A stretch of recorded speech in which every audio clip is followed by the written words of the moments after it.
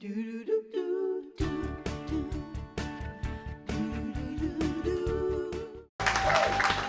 pants started to go down. I just want to bring up the socks a little That's bit. right. We're back with the Queen herself, Queen Latifah. She's talking with us about her involvement in the American Heart Association's Rise Above Heart Failure initiative. We're so glad that you're here. You know, you mentioned about your mom, and how, how did you receive the news that she was, in dire straits? Oh boy, I mean, my mom is an art teacher. She was an art teacher, and she just she passed out in class. Wow. And she was rushed to the hospital. And that's the only reason I, knew something was really going on. Sure. So after all these tests, the doctor said, you have congestive heart failure.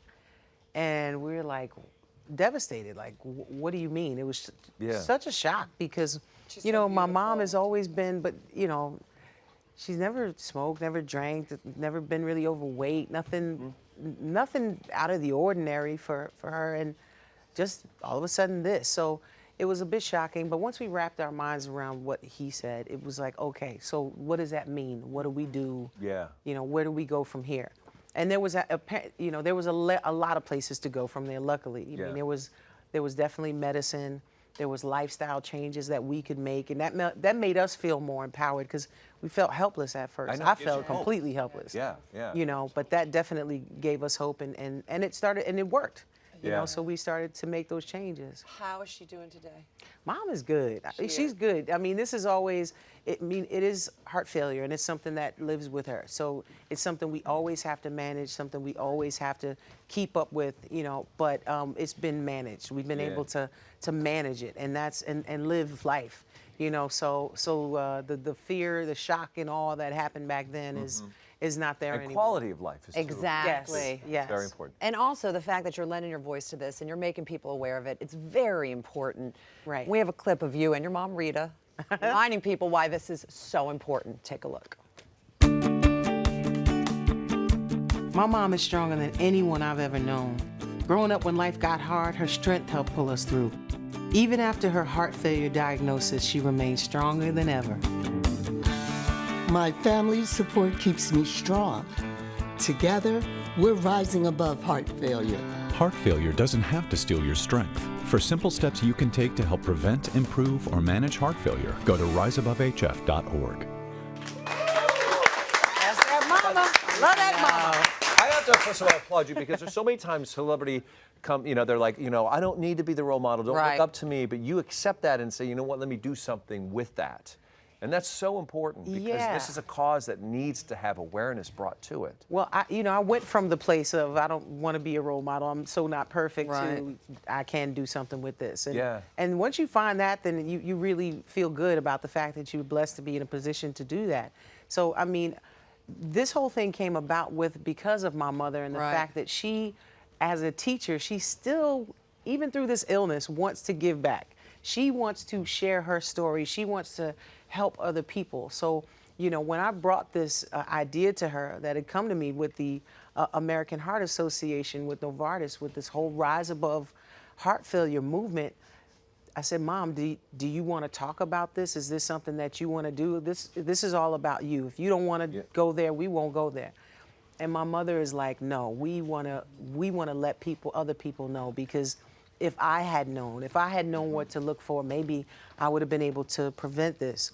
So other people should get to know. And I just think that I just love her so much for that. But it's almost in her genetic makeup. She's a it teacher. is. Let's teach. Exactly. Let's educate. Exactly. Yeah. And she, like you said, you wouldn't be the woman you are if it was not for your mother. She has been your rock, and now you are her rock. I am. You know? You get to be the rock. Exactly. But you grew up, you didn't grow up, you spent some time in the projects. You and your brother did, with your mom. You spent some time there, and your mom said to you some very poignant words that stuck with you. She said, you're not of the projects. Yeah, you're in the projects, but you're not of the projects, Like, this was a place, my mom always, my parents always tried to move from a better place to a better place to a better place. And for a period of time, we fell on hard times, and we had to live in this housing project in Newark.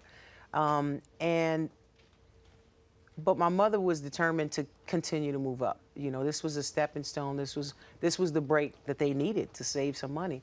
And but she didn't want to let me get caught up in my surroundings or my brother, because we were always meant to keep our eyes on what the possibilities of the world were, and that we should keep going for that. So don't think you're going to just be here. It's not a destination. No, this is a pit stop, not a destination. And that's exactly what it was. And we met some good friends, and we learned so much, and lifelong friends, but I admire her so much for always kind of steering us towards whatever she saw in us that was for us. My brother always wanted to be a cop like my father. Right. And I much rather play one in a movie on. Exactly. And you do a really good job of it, by the way. I'm like, hey, I don't have to go to the academy to really risk my life. Exactly. Play one and shoot. Got it. I'm gonna go that way. But our parents always encouraged us to dream and do whatever it was. Follow our hearts and follow our paths. How did she parent you in the sense where here you are in a circumstance and an environment where visually it's probably not the best? Did she guide you with one hand over your eyes, not wanting you to see all of the world? Or did she say, look, open up, this is where you don't want to be? It wasn't so much that this was not where you wanted to be. This was not where you really wanted to be. There were a lot of good people where we were. Sure. But at the same time, we were impoverished. We were living below the poverty line. So it was more about how to change those circumstances and change our economic circumstances, but really to hit those books, stay in school, keep working hard. And there are a lot of parents who became single parents like my mom who, there's a lot of us running around in Catholic school uniforms through that project trying to get to school because our parents were sacrificing for our education. So it was really about us trying to take that and make it work. And so it just makes me want to kind of pay it forward every time, or at least pay it back. Right. Yeah. Because, like I said, there were a lot of good people. We learned a lot. But this was like her trying to. If she could have had us in a house like this with a backyard and a front yard, then that's where we would have been. So she wanted us to know that we could always have those things. Just keep working at it. And she was the example of that. My mother was in college at the same time as working. I mean, we went to college with my mother. There's a janitor that would watch us, while my mother took classes sometimes, because she was trying to get this degree, and then she became the high school teacher. And I got so many brothers and sisters from just people who she just took under her wing in school, and who love her to this day and think of Miss O as their second mom. So that's where the Queen started. Yeah, she's the queen. I'm just kind of the good scrap around the side of the tree. But fast forward, all these years later, here you are, living everyone's dream. I mean, you're there you go, kick back.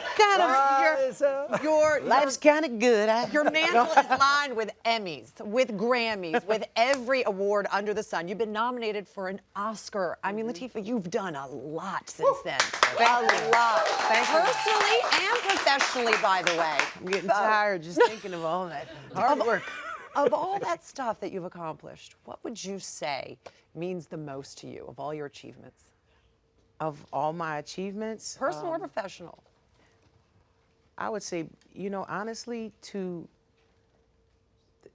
have my family around, to have the love of my family and friends, and to be able to give them love, that's really my greatest achievement. None of those trophies, which is what they are, mean anything if I can't come home and share them with my family, or show them off, to my parents or to my friends, or to the love of my life. If I can't do that, then this is all kind of empty, and being blessed to have the opportunity to bless other people, those are achievements, because that's stuff that goes with you wherever you go. So, I can't always think about what I did in Chicago to get that nomination, or, what I did with Bessie to win an Emmy.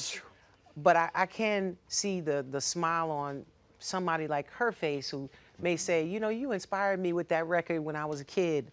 That meant a lot. It changed me in this way. When I run into people in stores and the shopping mall and the gas station, and they're like, my daughter was inspired because you made that record, or because you're a bigger girl and you were a cover girl, or you did this and gave her confidence. See, that's what means something to me, you know, and that's why I'm hoping, even with, you know, Rise Above HF, that people will feel inspired to, you know, to go to the website and check it out and get some of those tools. And I want them to feel stronger, because I know what we go through, and I know everybody could use a little help and some good information. Well, somewhere in all of those, you know, somewhere, that's right, somewhere within all those accomplishments, you happen to impress Matt Rogers' dad. So he's here because it's something you did. We'll find out. I do like my surfboard from the Nickelodeon, you know. Oh my God! That surfboard's kind of cool. Nice. It's my greatest achievement. But, you know, and that's why we love you so much, because of what you just said. Thank you. Learn more about the American Heart Association's Rise Above Heart Failure movement by going to the information at the bottom of your screen, riseabovehf.org.